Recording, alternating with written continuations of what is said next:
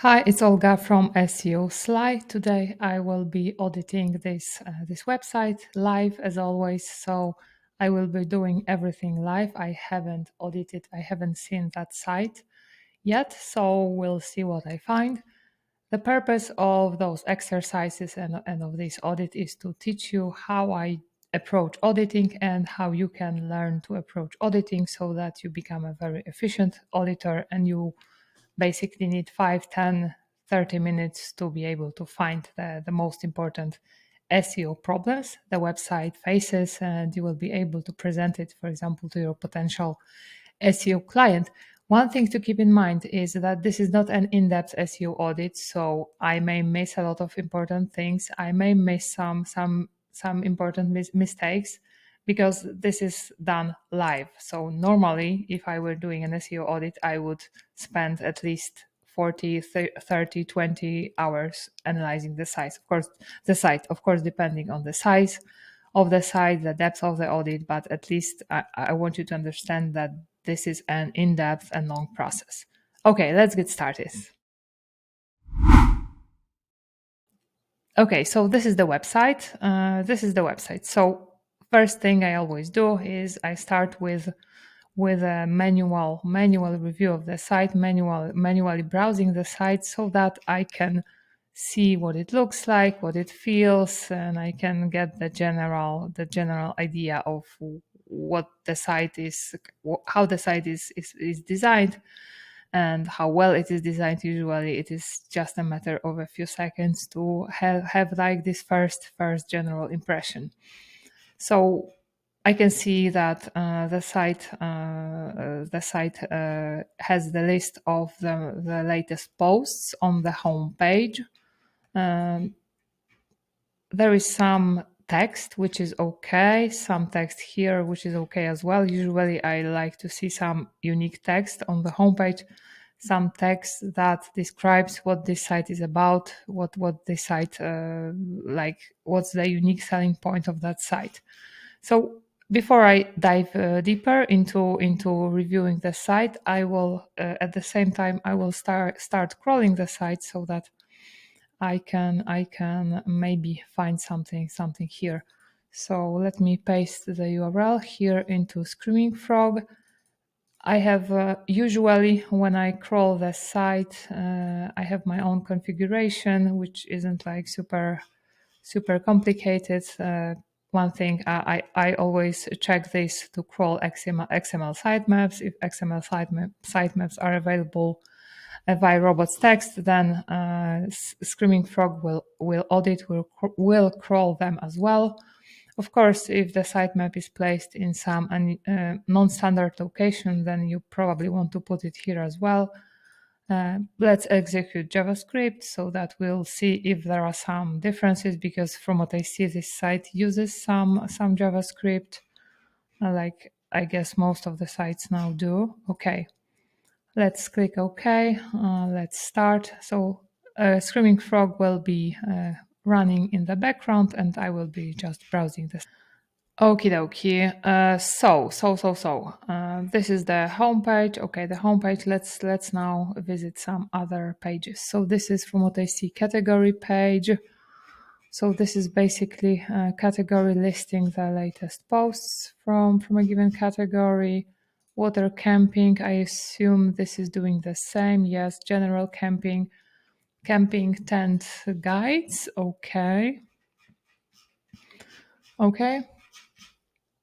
Yeah. So the site seems to be focused on camping.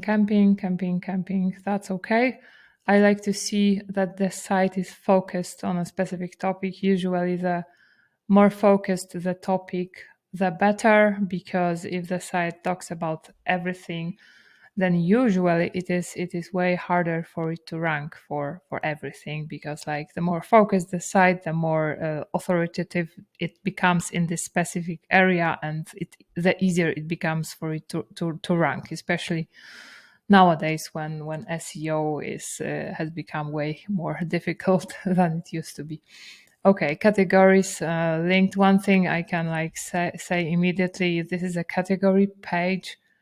Maybe we may want to the site looks quite clean, quite okay. The one thing I would add on those categories is probably some description of the category, because why not? I see the category lists. How many pages? Maybe there are more. Maybe there are just that many pages, that many posts. Okay, there is pagination, so that's probably okay. That's probably okay. Yes, we have pagination, and I am checking with this link redirect trace Chrome extension that paginated pages are indexable. There is a canonical tag pointing to itself, which is okay. This is what I usually recommend. You usually want to have category pages both indexable and crawlable. So that's okay. Let's now visit an example blog post, because this is probably the meat of this site. This looks to be an affiliate site. So let's see. It looks like quite in-depth blog post, which is okay. Let me see, for example, how many words this one has. 3,000. Of course, I'm not saying that the length is the ranking factor, but usually you want to have as long or as short a blog post as other articles, other pages ranking for a specific keyword are. So you usually want to stay within that similar frame. Since this is an affiliate site, I am pretty sure that this would require me or the auditor taking a very close look at how this site reviews specific products, whether those products are presented from different points of view, from whether the products are assessed from different, taking into consideration different things, whether, for example, we can say that the person who reviews that product actually had those products, actually played with them, tested them, because this is something that's becoming increasingly more and more important.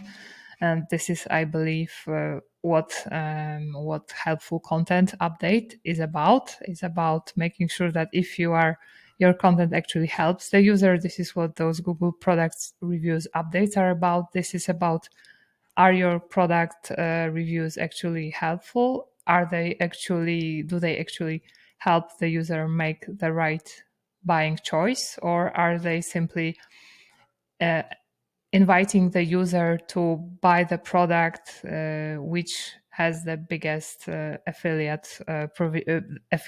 for example, commission for you? So these are the things that I would definitely like to evaluate here. Since this is a live audit, I haven't done that, but let's quickly go through this one article. So the best wild camping tent. So we have the disclaimer, which is great. Which is great. We have table of contents, which is usually okay because it lets the user, and it also helps bots better kind of understand the structure of the site. So from what I see, let me check the headings, but from what I see, the headings are quite okay. This is detailed SEO plugin. And as you can see, the heading structure looks pretty okay. Yes, I like the heading of structure, and I very rarely say that. Okay, what are wild camping tents? Whether we should define what are wild camping tents really depends on the intent of that keyword, and whether people who are searching for that actually want to know what those camping tents are, or maybe whether they already know because they're looking for the best one.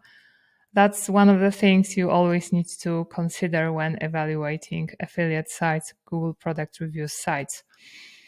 Here is the overview, the table, which is usually a very nice thing to have because it provides a quick summary for the user. Usually, this is nice to have. What is the best tent for wild camping? Here we have those specific tents. And one thing that I see, this is okay. We have specifications. We have why the tent stands out, which is okay. Concluding thoughts. But one thing I would probably want to see here is we just have one image, and I guess this image, this is the automatic image that comes from Amazon, which may suggest that this is not necessarily the image taken by the person reviewing the site, which may be problematic. But again, it really depends on what's currently ranking and what types of pages are ranking on top. And I will check that in just a second. Let's see. Here we have those other descriptions in a similar way. And again, from what I see, this is an affiliate link. Yes, affiliate link that goes to Amazon.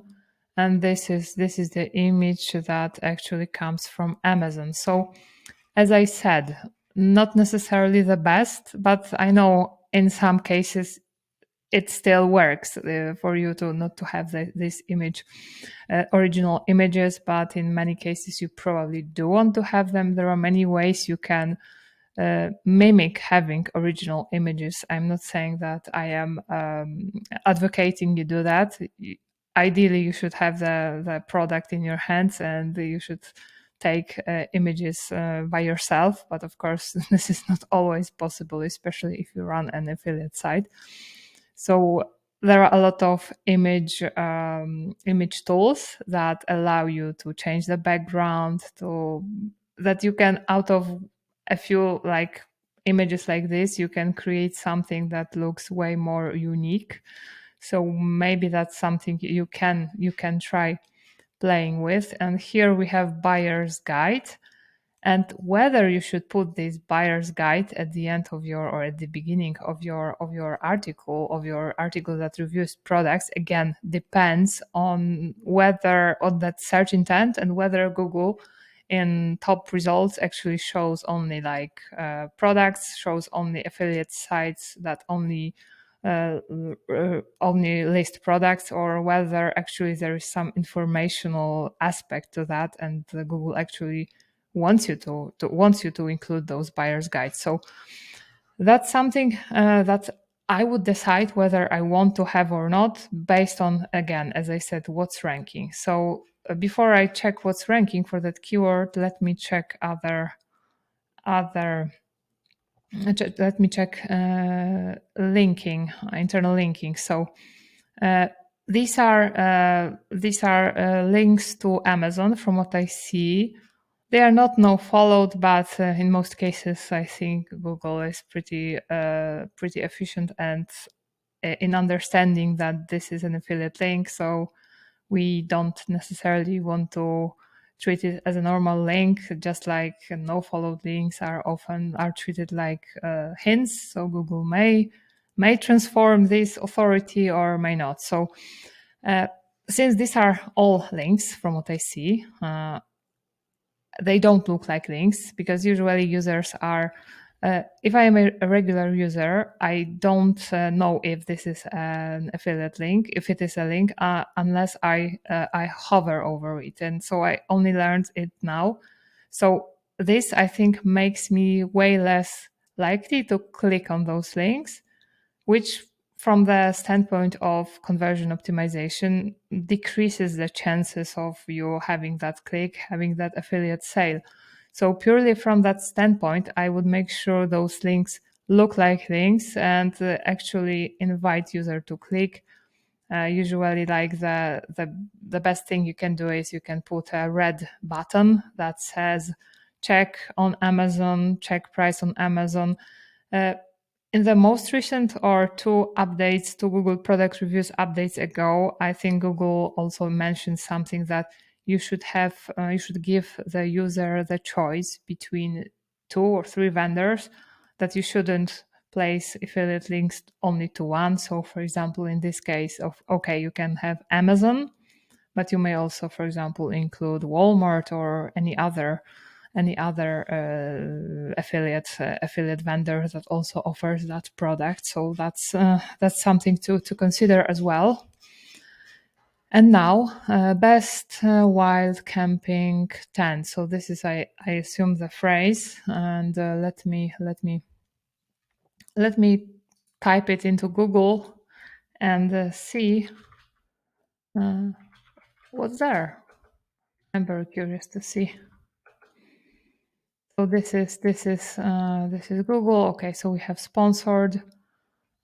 Okay, the first best wilding camp. The first result is actually a featured snippet, and it actually it is actually the definition of what is the best tent for wild camping. So in that case, I may conclude this is worth including this definition, because this may be informational and transactional type of keyword. The first one, the first organic one. So this is the first organic one. This is the second, the third. So we will check those three.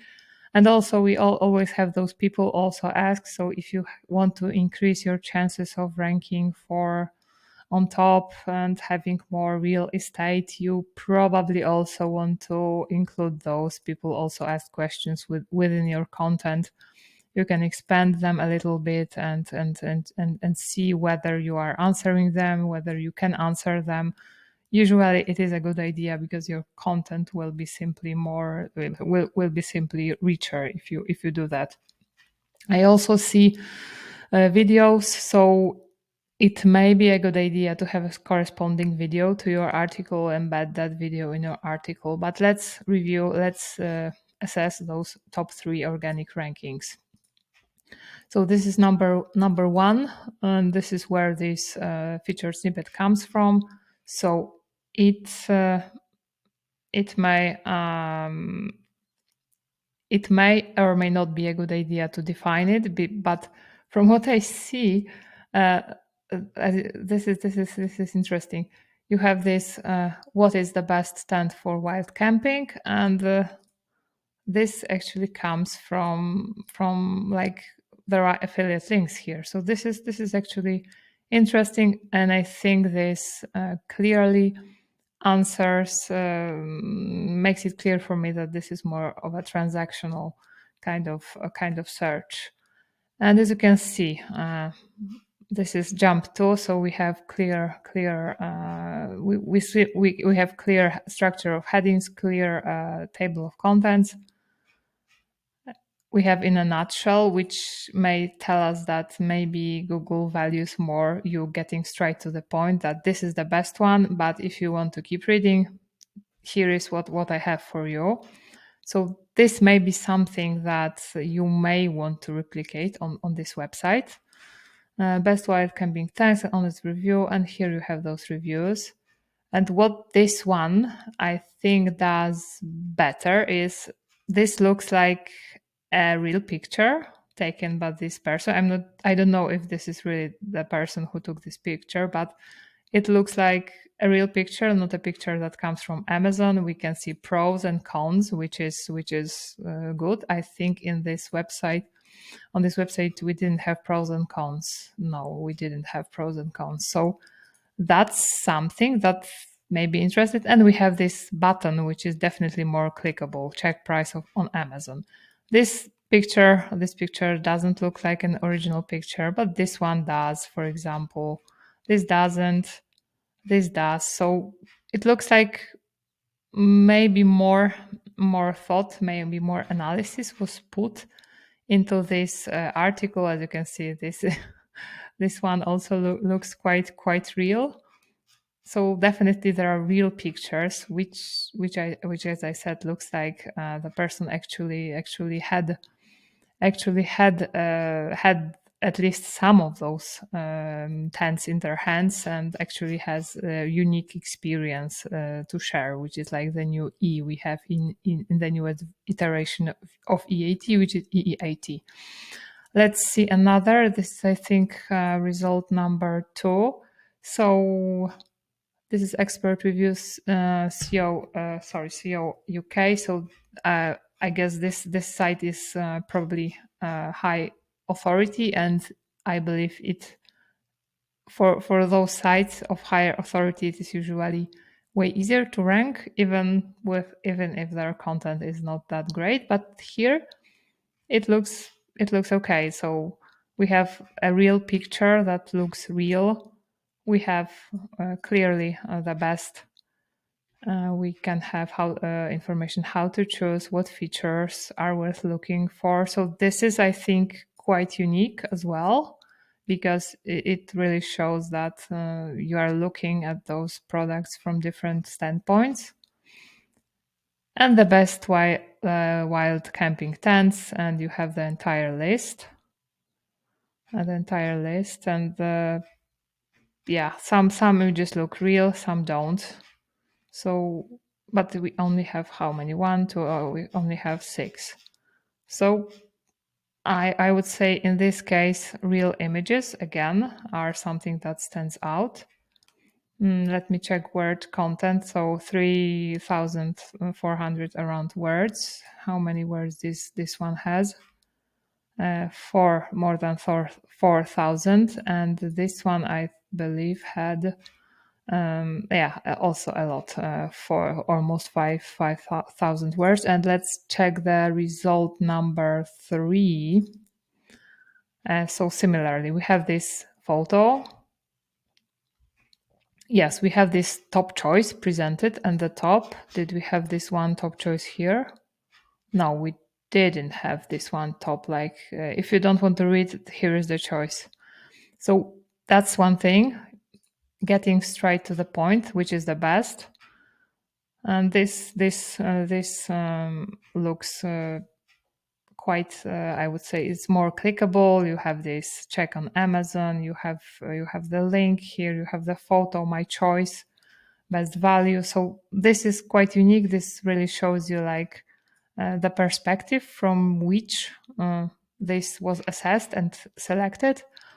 One thing I can also add here before I forget, for product reviews, usually it is a good idea to talk in the first person. If you are using AI usually, unless you specifically ask ChatGPT to do so, it won't write in the first person. It will use passive voice, overuse passive voice. And here I can already see, I think that in my opinion, so for those reasons I have chosen. So this actually shows me that, yeah, this is the person writing from their experience. Whether this is true, isn't, I cannot prove that, but this is at least what it looks like to me. We have pros, we have cons, again, pros and cons, which is okay. And we have pictures, real pictures. And what else? We have what equipment. So there is some extra information, and we have basic buying guides. So maybe that's a good idea to have those basic buying guides added, and FAQs. So usually adding an FAQ is a good idea. It usually is something that makes your article richer and provide better information. And we have conclusion. And we have the video. So this, I think, this one is quite okay. It's quite okay. So this is like a quick rant on the structure of the blog post for an affiliate site that reviews products. Let me check other things before I run out of time for this audit. Remember, I'm doing everything live. I'm improvising, so some of those things may not be. I might change my opinion if I dive very, very deep. Standard things we can do, as I said, we can check the structure of headings. I checked that on the blog post; it looked okay. Here on the homepage, yeah, maybe it could have been done better, but camping style. So maybe camping Divine should be the main heading. Here, H1, not necessarily campaign style, which, yeah, this is the heading. So maybe this could be done in a more, I would say, optimized way. Okay, so we have home. Usually we don't want to link to the home page through the anchor text of home because we are basically wasting the chance of informing Google about what's the topic, what's the main keyword, what's of the site. So at least I would use the brand name, which is Camping Divine, simply Camping Divine instead of home. And one thing I don't see is we have contact us. We have privacy policy. We have contact us. I don't see the about page, which I think is increasingly important if you want EEAT to have, if you want Google to trust you. So we have privacy policy. That's okay. We have contact us. This one, something is off here. Okay, so about page is definitely missing here, with a real person, with a real passionate person who writes about this. Let me check again an example blog post. Yes, so we don't have the information about the author. I would love to have an author bio here with a link to the about page. Who is the author, what he or she does, why she is qualified to write about this, because she's passionate about this, because she loves camping or he loves camping. I would love to see that information here. Let's check the speed, but usually speed is like a tiebreaker. So in most cases, you don't really have to worry about that too much. But let's check the speed of that page, just to show you how I approach it, and that usually you don't need to obsess about this unless you are really doing very poorly and your site takes, like, I don't know, a minute to load. Let me take a sip of coffee. Okay, so the site is doing, I think, quite okay. Quite okay. It probably has WP Rocket or something like that, or I think Nitro was installed there. I don't see the information. Yeah, Nitro. I don't see the information about Core Vitals. Maybe the site doesn't have enough traffic. Let me quickly plug it into Ahrefs to check that, whether the site has any traffic. It looks like this is quite a new site. Yeah, DR you are practically non-existent, but already I can see some keywords. Let's see, organic search. So yeah, I think like things are starting to happen here a little bit. So the site may be around a year old, but we don't know how many website pages it had. I would probably have to look it up in Wayback Machine. But from what I see, it looks like a new website to me. Maybe we can check how many actually pages it has.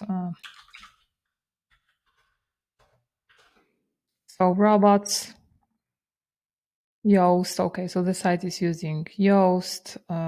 Let me check the sitemap. I see three URLs for the sitemap. Probably this is not necessarily. Probably there is just one sitemap. I don't know. Something to also be something that also should be analyzed. Let me check. Yeah, Yoast sitemap, post page, category, author. So author. Okay, so this is something that probably isn't necessary here. This one author page. Yeah, this is basically duplicate content. So this is the only, I think, user in WordPress that edit those posts. So I'd rather see a real author here and probably this automated author page in WordPress can be redirected to like a custom about page in most cases. Sorry. These are categories. Okay, categories. These are pages. Okay, so the cookie policy, context privacy policy. This is WP file download search. Yeah, so that's I guess from some plugin, something that probably doesn't have to be here, should be non-indexed. And here we have blog posts. So we have 44 URLs, and yeah, and this is now the matter of when they were published. I see all were modified in January. I'm not sure about published. I would have to check that, but 44 pages. And now it is a matter how well they are optimized, whether they are focused on a specific keyword, whether they are focused on a keyword that's actually winnable, that actually makes sense, whether those pages meet the search intent, whether the content is actually the content Google wants to show for that specific keyword. So there is a lot of analysis to be done. But let's see Screaming Frog and whether we have some technical errors, some technical things that I can quickly surface here. Okay, so HTML. These are the HTML pages. So something is like moved permanently. I don't see like anything special here. Paginated pages, nothing special here. Let's run crawl analysis. If I run crawl analysis, then I will be able to, for example, in Sitemaps here, in Sitemaps, see like these are the URLs that are in Sitemaps. Here are the URLs that are not in Sitemaps, so these are paginated pages. So this is okay, no problems. Orphan URL, so this is this WP file download search. This is okay. Non-indexable URLs in Sitemaps, so we have those URLs in the sitemap, and they are redirected. So this is a small site, so this is not a problem at all. But yeah, something you should always check. So these are like, from what I see, images. Yeah, so probably the site used to use, that's my guess, used to use Yoast. And I think in Yoast there was this setting that Yoast creates a separate page, attachment page out of an image. And I think it does, or it used to do it by default. And when you change that setting to automatically redirect attachment pages, then you have those redirects. So that's my guess. This is what it is. Is there something interesting here? Let's see the issues maybe.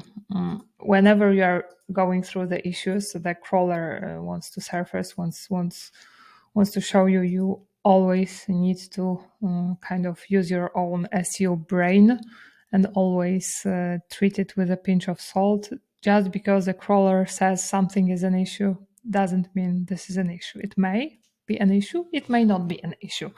Usually when I'm doing an SEO audit, I have my own checklist. I follow my own checklist. I find issues following my checklist. I find issues doing a manual review, and then I confront what I found with what crawler found. Sometimes some things, of course, overlap. Some things are totally out of whack. What crawler is telling me.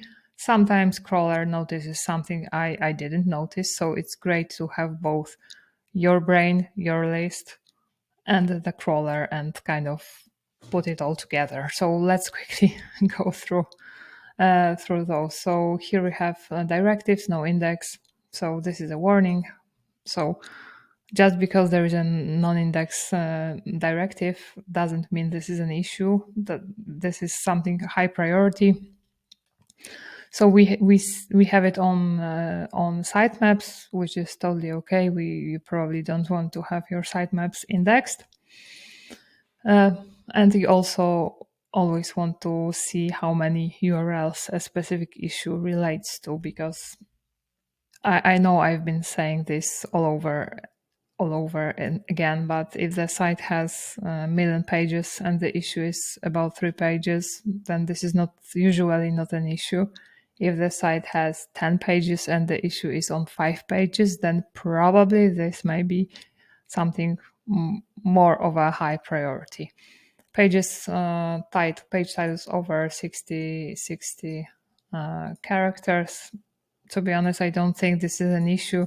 The site uses the brand name at the end.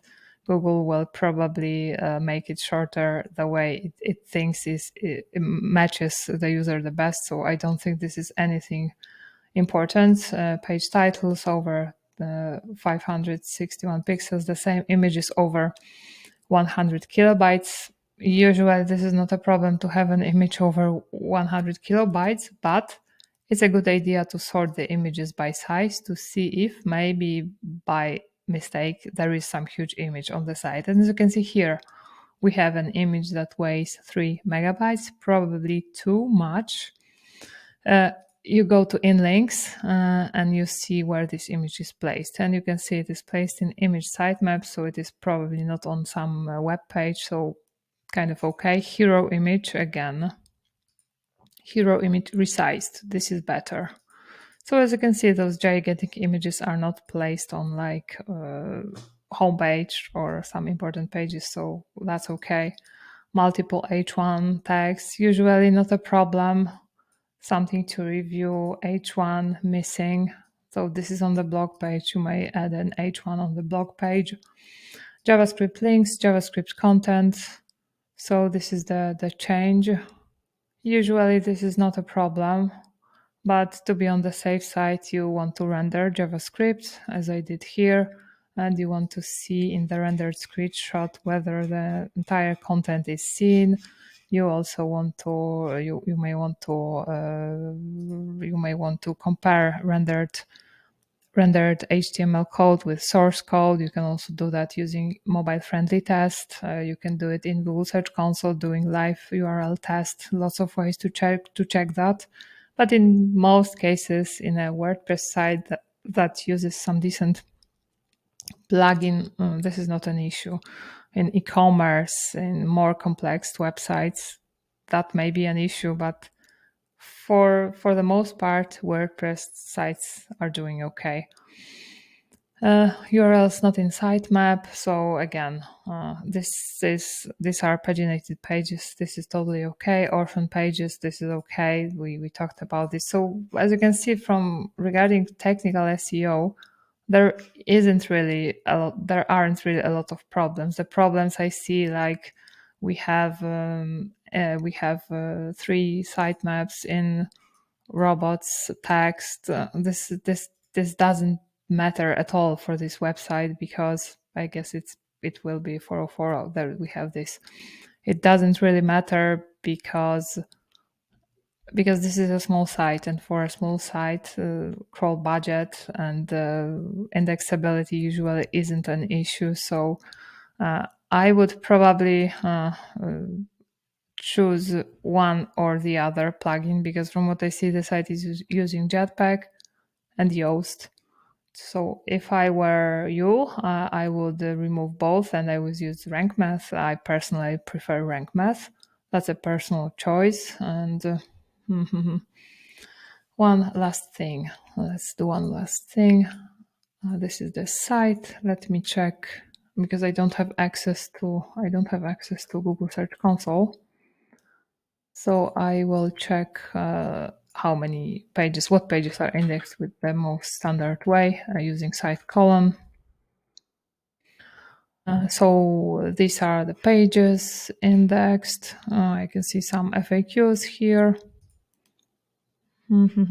Yeah, it looks okay. I don't see any Chinese, Japanese stuff here. It looks like all the pages are indexed, so it is a matter of interlinking them, optimizing them, creating new content, and answering the user intent, the user satisfying users needs. I don't see technical SEO being an important thing here. I would more focus on EEAT side of things here. Okay, I hope this helps, and I hope you learned something from this SEO audit. See you in the next one. Bye bye.